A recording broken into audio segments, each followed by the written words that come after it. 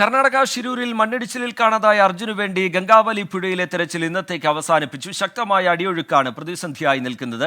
വിഷയം അതീവ ഗൗരവമുള്ളതെന്ന് നിരീക്ഷിച്ച കർണാടക ഹൈക്കോടതി കേന്ദ്ര സംസ്ഥാന സർക്കാരുകൾക്ക് നോട്ടീസ് അയച്ചു. ഇതുവരെയുള്ള പ്രവർത്തനങ്ങൾ സർക്കാർ കോടതിയെ അറിയിച്ചു. അതേസമയം ഡ്രഡ്ജർ എത്തിക്കാൻ കഴിയാത്തത് പ്രതികൂല കാലാവസ്ഥ കൊണ്ടാണെന്ന് കാർവാർ MLA സതീഷ് കൃഷ്ണ സെയിൽ പറഞ്ഞു. Not dredger. This is a long boom. 60 feet of boom, she can scrap like this.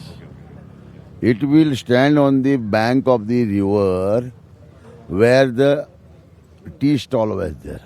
Okay? And from there it will go up to 60 feet to the water and it will scratch. Okay? It will scratch like this. And once it is scratched, if we are getting even a single wood piece, then it is confirmed. Signal, yeah. Okay. Or else something, we will get something else also. It is confirmed. Not dredge.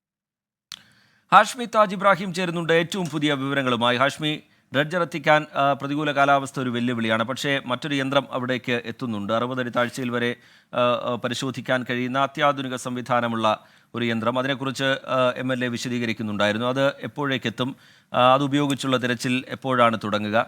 പുഴയിലെ തിരച്ചിൽ താൽക്കാലികമായി നിർത്തിയിട്ടുണ്ട് എന്നുള്ളതും പ്രതിസന്ധിയാണ്. പുതിയ വിവരങ്ങൾ എന്താണ് ഹാഷ്മി താജ് ഇബ്രാഹിം? ഉറപ്പായും റോജിത്ത്, 8ാം നാളും നമ്മൾ നിരാശരാണ്. നമ്മൾ ഏതെങ്കിലും തരത്തിലുള്ള സൂചന കിട്ടാതെ ഉഴലുന്നവരാണ്. 8ാം നാളും തെരച്ചിൽ ഇന്നലെയൊക്കെ 8 മണി വരെ ആ തെരച്ചിൽ തുടർന്നെങ്കിൽ ഇന്നിപ്പോൾ 4-4:30 ആകുമ്പോഴേക്കും ആ തെരച്ചിൽ നിർത്തിവച്ചിരിക്കുന്നു. പെരുമഴ പെയ്യുന്നുണ്ട്. പെരുമഴ വലിയ അടിയൊഴുക്കൊക്കെ ഉണ്ട്. എന്ന് പറഞ്ഞാൽ പെരുമഴയും അടിയൊഴുക്കും നാവികസേന ഡൈവർമാർക്ക് ഒരു വലിയ പ്രതിസന്ധിയാകുമോ എന്ന് ചോദിച്ചാൽ പ്രതിസന്ധിയാണ് എന്ന് ഉത്തരം അവർ നൽകുകയാണ്. എന്തായാലും ഇന്നത്തെ 8ാം നാളത്തെ രക്ഷാദൗത്യം ഇപ്പോൾ നിർത്തിവെച്ചിട്ട് നാളെ വീണ്ടും തുടങ്ങണം.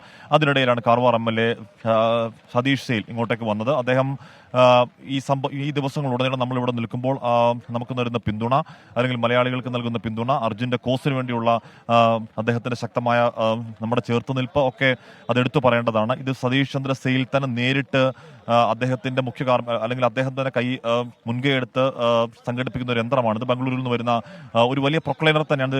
ഇത് ഡ്രഡ്ജർ അല്ല. ഡ്രഡ്ജർ കൊണ്ടുവരാനുള്ള പ്രശ്നം അദ്ദേഹം പറയുന്നുണ്ടായിരുന്നു. കടലിലാണ് ഡ്രഡ്ജർ ഉള്ളത്. അതിപ്പോൾ ഗോവയിൽ നിന്നാണെങ്കിലും മംഗളൂരിലാണെങ്കിലും അത് ഈ പുഴയിലേക്ക് എത്തിക്കാനുള്ള വലിയ കാലാവസ്ഥാ പ്രശ്നം, കടലിലും ഈ പുഴയിലും മഴയൊക്കെ ഉണ്ട്.